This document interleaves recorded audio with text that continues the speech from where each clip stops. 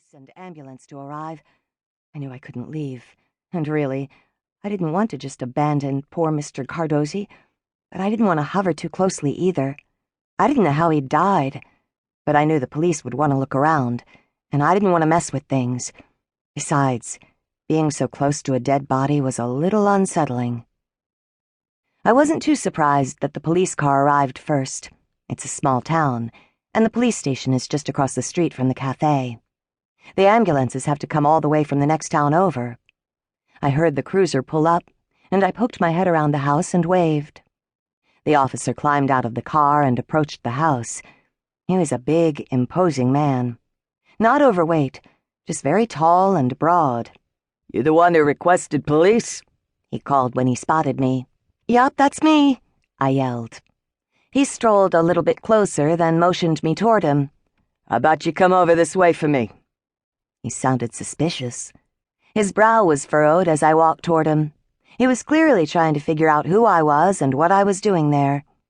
While everyone pretty much knew everyone else in town during the off-season, the summer brought a lot of tourists, and the officer seemed to think I had wandered off the beach and into trouble. We recognized each other simultaneously. "Mike!" I exclaimed. "Francesca!" he said at the same time. He held out his arms, and I hurried to give him a hug. Mike was another former classmate of mine. It wasn't really surprising to run into him, but it was pleasant all the same. I hadn't seen him since I'd gotten back. He held me out at arm's length. "You look great." Then a shadow passed over his face. I knew he'd remembered why I'd moved back. "I'm really sorry about your mom. She was such a great lady. Sandy and I would have come to the funeral, but we had booked a trip to Disney with the kids." He seemed to realize how awkward it was to go from talking about my mother's death to his trip to Disney. He grimaced and looked at his shiny cop shoes. "It's fine, Mike, really. You have your life to live." Mike smiled, grateful for the out. "So, I heard you're sticking around for a while." "That's the plan. I was kind of in a rut in New York, and I figured coming home would be a good change of pace." "That's great. That's really great. We're happy to have you back in town." He chuckled. "I'm sure you'll see it hasn't really changed all that much over the years." I laughed with him. "I've noticed.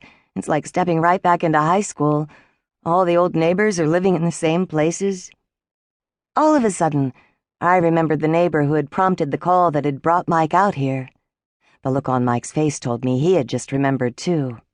He rubbed a hand back and forth across his high and tight hair. "So, you were concerned about Mr. Cardosi?" he asked. I nodded. "Yeah, I was walking home and I took the old shortcut through the back. When I was coming across the yard, I yelled to say hello, but he didn't move. So I went over to check on him and, well," I gestured toward the back of the house. "He's around back?" Mike asked, starting in that direction. "On the patio." Mike took a wide path toward the back of the house. I guessed so he could get a good look before he got close. When he got to where he could see Mr. Cardosi sitting in his lawn chair, he held a hand out to me, motioning for me to stop. He glanced back. "You check his pulse or anything?" I shook my head. "No, I just nudged him and he kind of slumped." Mike nodded and continued across the back of the house toward Mr. Cardosi. He rested his right hand on his gun. A cop habit, I assumed. "Mr. Cardosi?" he called softly. He took a couple of steps closer. "Mr. Cardosi?" There was no movement in the lawn chair. Mike reached a hand toward Mr. Cardosi's neck and held it there for a moment, checking his pulse. He withdrew his hand and pushed the button on the walkie-talkie on his shoulder. He spoke quietly, but I could just hear, "You can let the ambulance know there's no rush. He's gone." Hearing that, I realized I'd been holding out some hope that Mr. Cardosi really was just sleeping very soundly, or maybe even had passed out. Not something I'd normally wish for, but given the options, I would have preferred it. Mike walked a wide circle around Mr. Cardosi's chair, leaning down to look from all angles. I wondered if that was standard procedure or if he'd seen something suspicious. I hadn't noticed anything, but I also hadn't lingered once I'd realized the situation. Mike walked back toward me with a grim expression. I felt tears unexpectedly fill my eyes.